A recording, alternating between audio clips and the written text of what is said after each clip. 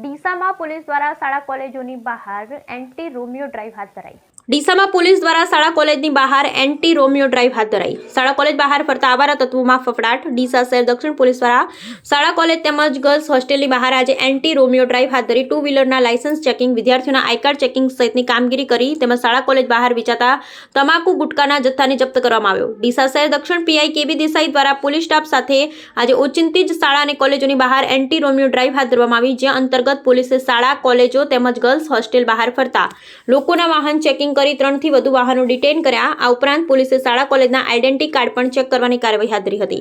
જ્યારે શાળા કોલેજની નજીકમાં વેચાતા તમાકુ, ગુટકા, બીડી, સિગરેટનો જથ્થો જપ્ત કરી તેમની પાસે સામે કાયદેસરની કાર્યવાહી હતી. આ ઉપરાંત પીઆઈ કેબી દેસાઈએ ગર્લ્સ હોસ્ટેલના વોર્ડન, કોલેજના સિક્યુરિટી ગાર્ડ સહિત પ્રિન્સિપાલ તેમજ કોલેજ સ્ટાફ સાથે ચર્ચા કરી તેઓની સમસ્યા જાણી.